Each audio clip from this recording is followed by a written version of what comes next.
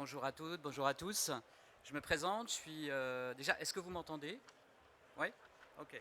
Je suis Nicolas Rousseau, je suis responsable des programmes chez Sonergia et je suis avec une équipe d'experts aujourd'hui pour vous présenter une expérimentation que nous menons dans le cadre d'un programme C2E qui s'appelle le programme Buy Rénov. Tout à l'heure, on a parlé de la garantie de performance dans la copropriété. Là, on va attaquer une autre cible, la maison individuelle et la maison individuelle louée par un propriétaire bailleur privé. Donc l'enjeu, c'est de essayer d'expérimenter la mise en place d'une garantie de performance énergétique dans ce type de parc. Je présente un peu l'équipe au début. Donc Sarah Roméo qui parlera du volet assurance, qui est responsable technique du développement de la construction à Add Value Assurance. Maxime Reynaud, responsable de division performance en service au CSTB. Olivier Ortega, avocat associé pour le cabinet Lexity, et puis Franck Annamayer, président de Sonergia, à qui je passe la parole pour l'introduction. Du coup, bonjour à toutes et tous. Donc, comme Nicolas l'a dit, on va parler d'offrir une garantie de performance énergétique sur certainement ce qu'il y a de plus dur à faire, à savoir les logements qui sont loués en France.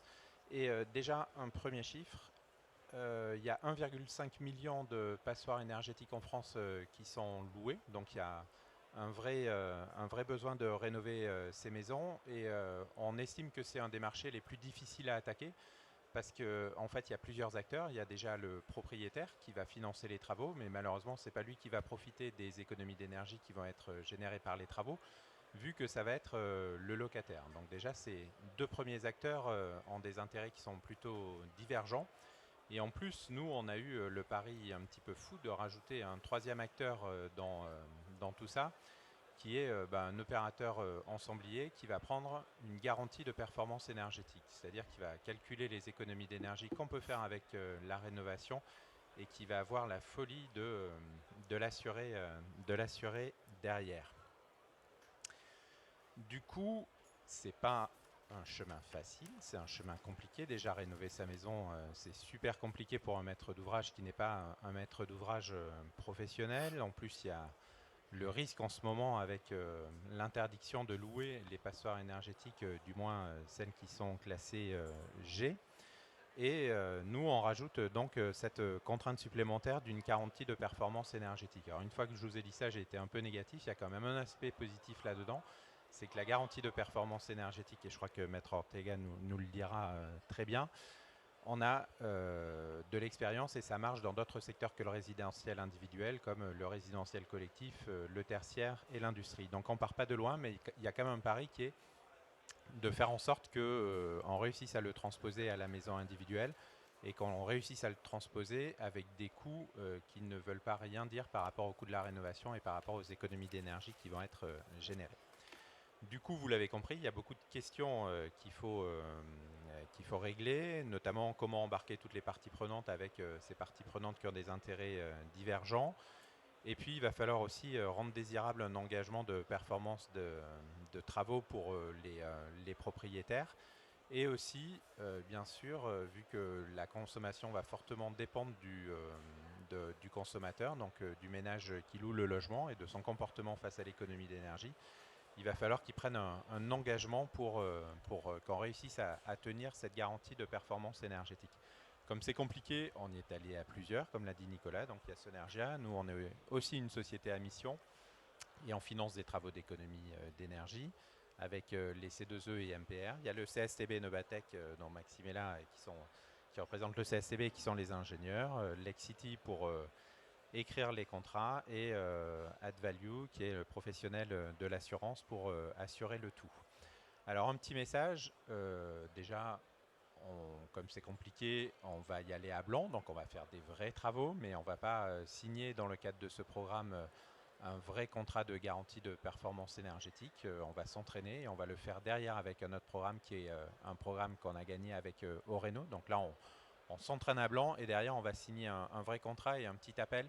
Voilà, on recherche encore 4 maisons test. Donc si jamais il y a des candidats avec des maisons qui sont louées dans le public, on écoute vos besoins avec grand plaisir.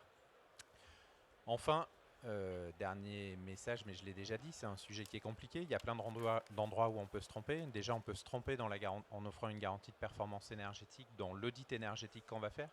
Il faut qu'il soit bon, de qualité, qui calcule vraiment l'économie d'énergie qui peut être fait par rapport aux travaux. Ensuite, on peut se tromper en faisant mal les travaux ou en mettant des matériels et matériaux qu'on ne devait pas mettre. Ensuite, on peut se tromper sans vraiment se tromper. Si jamais la météo, quand on mesure, est moins clémente que la météo qu'on a pris dans les scénarios, ben forcément, on risque de consommer plus que ce qu'on avait prévu. Donc, il faut bien le prévoir. Et comme je disais tout à l'heure, ben, ce qui va faire 80% finalement de la consommation, c'est le ménage qui est à l'intérieur de la maison. Et s'il ne consomme pas, enfin s'il n'a pas le comportement qu'on avait prévu et qu'on a mis dans l'engagement qu'il va signer, engagement qui va être rédigé par Maître Ortega, forcément on ne va pas calculer le bon volume d'économie d'énergie. Et je passe la parole aux ingénieurs. Et donc, à toi Maxime. Parfait, merci beaucoup. Très bien, merci. Oui, donc dans le cadre de cette expérimentation, on travaille sur 4 grands volets. Ah oui, pardon. Le tout premier, c'est d'abord la définition de l'engagement de performance. Le second, c'est l'expérimentation de différentes méthodes de mesure et vérification des gains générés. Tout ça pour alimenter ensuite un travail sur la partie contractualisation. Et enfin, un quatrième volet porte sur la partie réduction des risques. On va vous détailler maintenant, chacun à tour de rôle, ces 4 volets.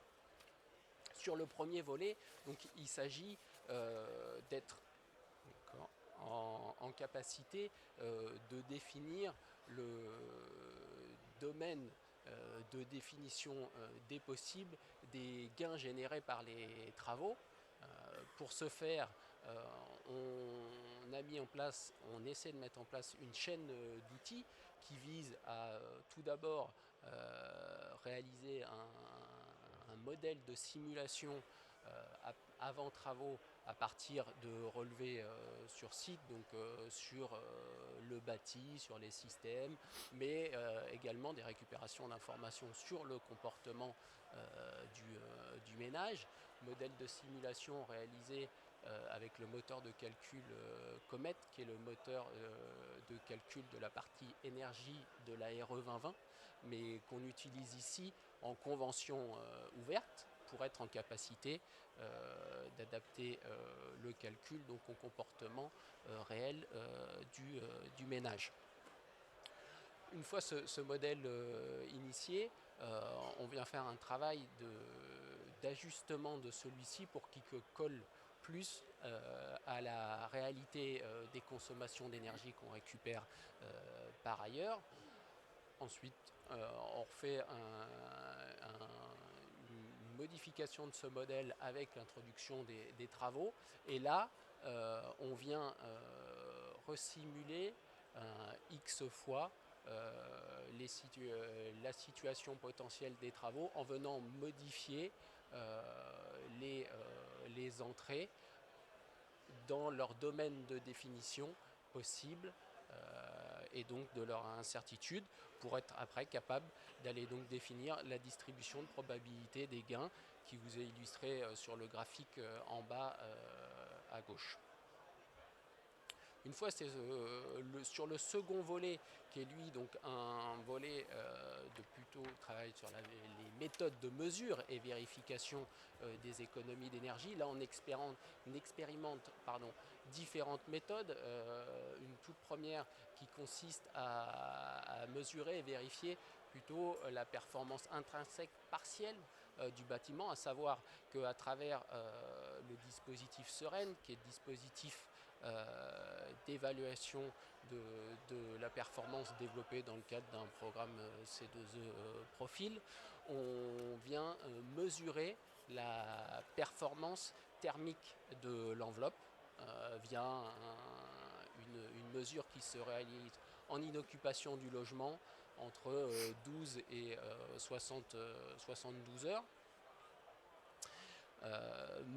mesure de la performance donc thermique de l'enveloppe qui se carré à travers une mesure du BAT pour les thermiciens si ça parle à certains, et qu'on vient compléter aussi par une évaluation du bon fonctionnement des systèmes énergétiques que ce soit donc système pour la production de chauffage, ECS ou encore ventilation. Autre méthode de mesure et vérification expérimentée ici, c'est quelque chose qui se rapproche de l'option D IPMVP pour ceux qui connaissent le protocole international de mesure et vérification de la performance, où là on vient utiliser des simulations ajustées sur les consommations pour définir les gains générés. Et enfin, dernière méthode de mesure et vérification qu'on expérimente à travers une instrumentation, un suivi instrumentaire qui vise à se rapprocher de l'option C de l'IPMVP, où donc on mesure et vérifie par un suivi instrumenté des consommations d'énergie, électricité, gaz, mais aussi des conditions intérieures de type température intérieure, humidité intérieure et autres données, les économies d'énergie générées, les données d'instrumentation sont utilisées pour construire des modèles statistiques qui prennent en compte les effets de la météo et les effets du comportement des occupants, ce qui nous permet ensuite de pouvoir les neutraliser dans les comparaisons des performances avant et après travaux. Et donc ensuite le travail sur le volet 3 qui va vous être présenté par Maître Ortega. Merci. Alors on a 3 points d'entrée pour envisager la garantie. Les mécanismes techniques et de mesure qui viennent d'être présentés, l'étude, le benchmark qu'on a fait sur ce qui existe dans l'Union européenne et singulièrement en Allemagne, au Royaume-Uni, aux Pays-Bas, et puis ce qui existe en France, aussi bien au travers d'Energy Sprong qu'au travers des contrats de performance énergétique du secteur tertiaire, public ou privé, qu'on peut connaître. Donc à partir de ces 3 points d'entrée, on essaye de développer 2 modèles alternatifs qui permettront, suivant les cas, et après test sur maison réelle, de voir ce qui fonctionne le mieux. Donc le premier modèle, qui est celui qui est le plus proche de ce qui se pratique aujourd'hui en dehors du résidentiel diffus, c'est le modèle avec une garantie réelle énergétique. GRE, c'est typiquement un contrat de performance énergétique qui répond à la définition classique. Donc on est sur de l'existant avec une mesure réelle de l'énergie consommée et on va essayer de dérouler un CPE en l'adaptant à la problématique particulière du locataire non propriétaire. Alors on va donc rentrer dans une logique classique mais innovée. Là, le mécanique, c'est d'abord d'avoir une situation de référence qui décrive la consommation de la maison ou de l'appartement du petit résidentiel avant l'entrée en vigueur du contrat. Quel usage pour quelle consommation. Ensuite, on va se donner des objectifs contractuels avec l'opérateur, ce qui consiste à dire de combien on va faire baisser les consommations. On est à ce stade toujours dans un engagement libellé en quantité d'énergie consommée, pas en euros. Ce qui est une des faiblesses, entre guillemets, du dispositif, c'est que pour le locataire, la baisse de 20% des consommations, ce n'est pas forcément 20% de la facture. Donc ça, c'est un sujet, mais qui est un sujet classique. Je ne pense pas qu'il soit possible de franchir ce pas-là directement en même temps qu'on essaye de développer ce modèle. Mais pourquoi pas, on peut y réfléchir. Et puis surtout, on va travailler sur les causes d'ajustement. Vous savez qu'aujourd'hui, dans les CPE, l'objectif du candidat, il est ajusté chaque année d'un certain nombre de facteurs exogènes sur lesquels l'opérateur n'a pas la main et qui ne doivent donc ni lui profiter ni le pénaliser. Typiquement le climat. Donc l'indicateur climat, évidemment, il sera maintenu dans ce contrat-là. En revanche, il y a le deuxième indicateur le plus courant en matière de CPE dans le tertiaire, ce sont les mètres carrés chauffés. Sur du résidentiel diffus, c'est pas certain que cet indicateur-là soit pertinent. En revanche, on a un indicateur très fort qui est le comportement de l'usager. Et quand je dis comportement, il n'y a surtout aucun jugement de valeur. Et peut-être qu'il faudra qu'on réfléchisse à ne pas utiliser le mot comportement. Ça donne l'idée que le locataire s'est bien comporté ou mal comporté. Ce n'est pas du tout le sujet qu'on veut traiter. Le comportement, c'est vous aviez un locataire qui était 4 personnes, ça devient 6 personnes. Le comportement change, il n'y a pas de faute dans ce comportement-là. Donc peut-être qu'on utilisera un autre mot, mais l'idée c'est de neutraliser les variations de l'usage par le consommateur dans son logement, de telle sorte que l'entreprise ne soit pas trop à risque, parce que ce comportement-là, si vous passez de 4 à 6, les consommations d'eau chaude sanitaire vont évidemment augmenter. Le chauffage, pas forcément, mais l'eau chaude sanitaire, oui. Donc il faut qu'on trouve ça. On peut travailler sur les causes d'ajustement telles qu'elles existent aujourd'hui, simplement en créant une nouvelle. Ça ne répond pas complètement à la logique à l'égard du propriétaire, qui lui, au final, verra s'envoler le gain potentiel parce que le locataire aura modifié son mode de vie, je vais le dire comme ça, dans le logement. Donc on réfléchira peut-être aussi à une charte avec le locataire, charte sur laquelle je parlerai plus en détail dans la deuxième partie. Bon, voilà sur ce mécanisme-là, sur le premier, qui est un CPE adapté au résidentiel diffus. Deuxième mécanisme, qui est un mécanisme nouveau, qui n'est pas à proprement parler un CPE au sens de la définition stricte à laquelle j'essaye de me tenir pour des raisons évidentes, c'est la garantie dite conventionnelle. Conventionnelle, ça veut dire par convention, par calcul, qui s'appelle aussi une GPI, une garantie de performance énergétique intrinsèque. Alors celle-là, elle repose sur des simulations. Maxime a dit toutes les simulations aujourd'hui qu'on était capable de faire, une simulation ex ante, une simulation ex post. C'est-à-dire après l'intervention du bouquet d'actions de rénovation, je ne dis pas travaux parce que c'est un bouquet qui peut embarquer des travaux, mais pas que. Après intervention, on refait tourner exactement la même simulation et on voit le gain auquel on est arrivé. Ce gain-là, on en retrouvera quelque chose sur la facture. Mais le quelque chose est à nouveau une difficulté de communication à l'égard des parties au projet, c'est qu'on ne sait pas leur dire exactement ce qu'on va retrouver. Alors, j'ai dit à 2 reprises que ça, c'était une difficulté. Il faut quand même qu'on regarde ce qui se passe ailleurs. En Allemagne, par exemple, c'est ce modèle-là, et c'est le seul qui soit développé, ça marche très bien. Donc, la difficulté à expliciter, il ne faut pas la nier, mais elle n'est pas un obstacle rédhibitoire, puisque les Allemands savent le franchir. Et ils savent le franchir en s'outillant, notamment avec un expert indépendant qui accompagne le projet à la conception pendant les travaux et pendant le suivi. C'est un sujet qu'il va falloir travailler. Et avec une charte d'engagement du locataire, là aussi, les mots ne sont pas encore stabilisés. L'idée, c'est d'embarquer le locataire de manière participative et constructive. C'est pas de faire peser sur lui des engagements qui restreignent son mode de vie dans le logement et qui sont culpabilisants. On n'est pas du tout dans cette approche-là, donc on va essayer de travailler sur le choix des mots que nous allons développer. Et donc l'idée, c'est d'avoir un traitement contractuel du locataire et si possible de le faire participer à la démarche collective. Donc on ne s'interdit pas dans ce cas-là d'avoir un contrat tripartite dans lequel le locataire sera partie. L'intensité de son engagement est encore à mesurer et donc on va créer les modèles. Une fois qu'ils existeront, on les testera sur les maisons test et puis on verra bien ce qui fonctionne, où sont les difficultés et on recalera en fonction de ce qu'on aura vraiment pu constater.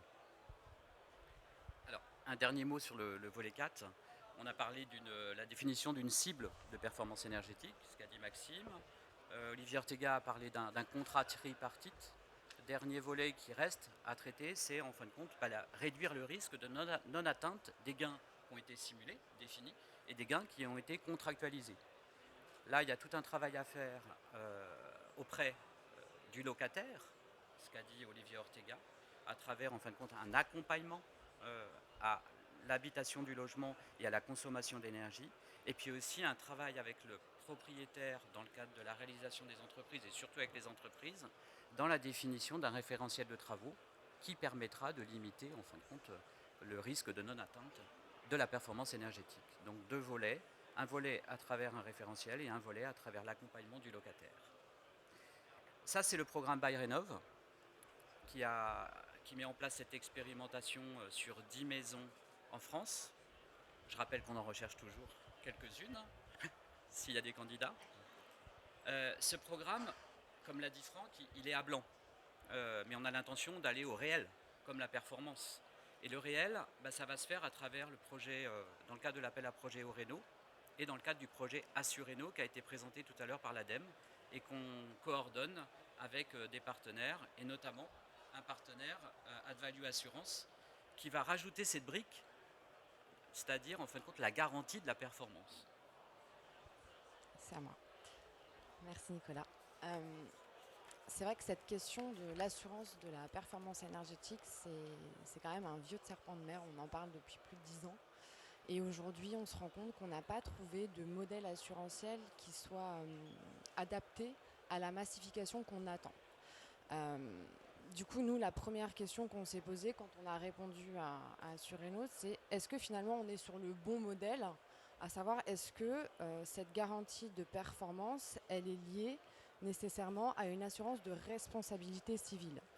On sait que dans les assurances de responsabilité civile, n'importe quel produit d'assurance, vous allez couvrir les conséquences de la responsabilité de votre produit ou de votre prestation, mais on ne reprendra pas la prestation ou ce produit. C'est-à-dire que les dommages au produit ne sont pas couverts par une assurance de responsabilité.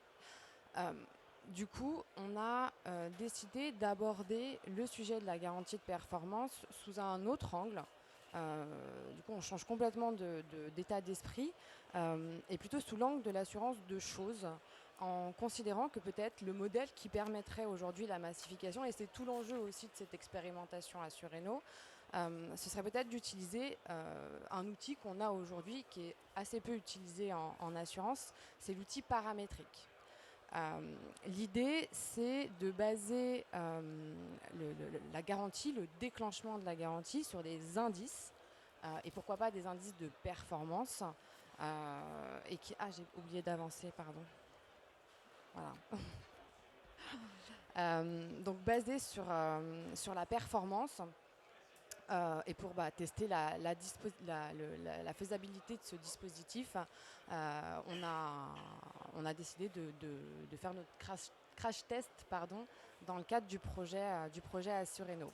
Donc on part de ces différents paramètres, et la particularité dans l'assurance paramétrique, c'est que le dépassement des paramètres qui sont convenus entre les parties déclenche automatiquement la garantie sans qu'on aille rechercher de responsabilité. Donc on considère finalement que le bouquet de travaux ou la rénovation du bâti est un produit fini en soi, et qu'on vient indemniser du coup le dépassement d'un indice convenu de manière automatique sans aller rechercher de responsabilité. Donc cette expérimentation, le paramétrique sur le bâtiment aujourd'hui, ça n'existe pas. On voit se développer ce type de produit d'assurance principalement sur les assurances agricoles, ou alors sur les assurances annulation aussi, ça existe un peu. Mais aujourd'hui, juridiquement, rien ne s'oppose à ce qu'on puisse appliquer cette typologie de garantie à la performance énergétique et permettre éventuellement une massification. C'est l'objectif qu'on s'est donné dans le cadre d'Assureno.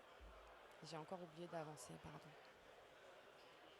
Donc ça permet un déclenchement automatique de la garantie dès lors que les seuils n'est pas atteint. Et puis c'est une simplification également de l'expérience assurantielle, puisque l'indemnisation est forfaitaire et elle n'est pas conditionnée à la recherche de responsabilité. Donc on n'a pas cette espèce de frustration de se dire je paye une garantie, finalement elle ne jouera probablement jamais, ou en fonction d'une procédure qui va être longue et fastidieuse.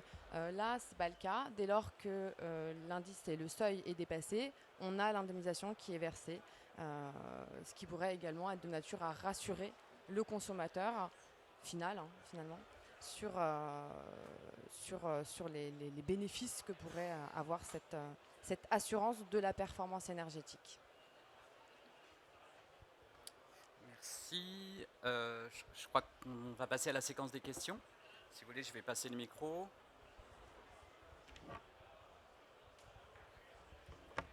Est-ce qu'il y a des questions ?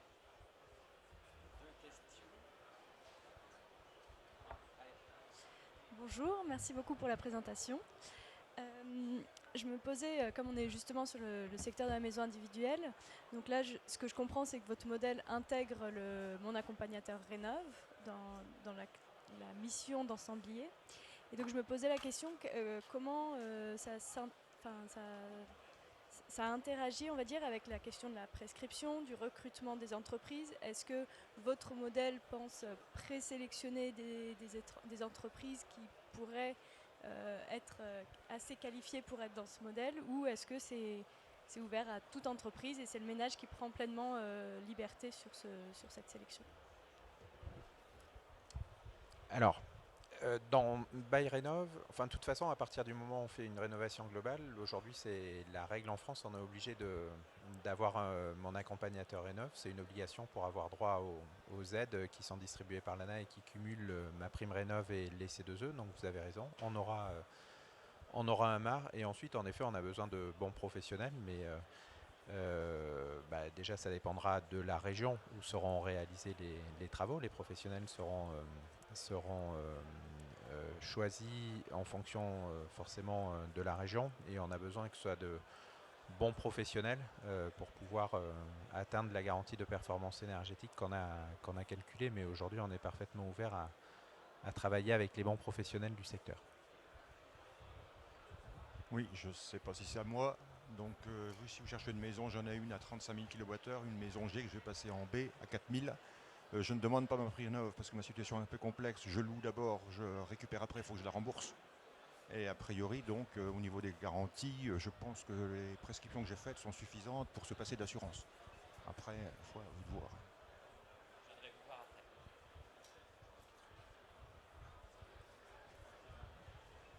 Oui, bonjour. Moi j'ai une question par rapport à l'assurance. Une question qu'on se pose en tant qu'entreprise travaux. Est-ce que l'assurance peut être en option? C'est un sujet. Et est-ce que ça peut pas être porté par l'entreprise aussi? Est-ce que c'est forcément le particulier ou en copro l'usager qui doit prendre l'assurance, sachant qu'il y a un CPE qui déjà donne une certaine garantie? Alors, déjà, de quelle assurance on parle? Parce que quand vous êtes entreprise du bâtiment, oui, hein, vous devez avoir une garantie qui est obligatoire, c'est la responsabilité civile décennale. Donc de toute façon, vous ne pouvez pas y échapper. Maintenant, quand on parle de la garantie de performance, de l'assurance de la performance énergétique, non, elle n'est pas obligatoire. Ça reste des garanties qui sont facultatives, qui sont optionnelles. Donc vous n'avez pas l'obligation de couvrir par une assurance les conséquences de la performance de vos produits. Classiquement, les assureurs, ils considèrent d'ailleurs que ce qui relève de la promesse de performance, c'est du risque d'entreprise. Donc, ce n'est pas dans le contrat d'assurance, c'est hors du contrat d'assurance, c'est à la charge de l'entreprise. L'objectif de cette massification, c'est de pouvoir proposer à grande échelle, par des petites entreprises, justement cette performance réelle dans le bâtiment. Parce que si d'aventure la prestation promise n'atteint pas ces résultats, vous devrez quand même rembourser. Et vous risquez de mettre en péril aussi votre entreprise. Donc l'idée, c'est effectivement de ne pas faire peser sur le particulier cette garantie, mais de la prendre en charge, de la faire prendre en charge par les entreprises, puisque ce sont leurs produits qu'elles vont proposer. Après, in fine, dans vos relations contractuelles avec les maîtres d'ouvrage, vous refacturez toujours une partie de l'assurance dans les contrats de louage d'ouvrage. Donc ça, quelque part, il y a ce coût-là qui est intégré. Hein. On a tous vu dans les lignes de devis, assurance décennale. Donc ça pourrait être pareil pour la performance. Oui, bonjour.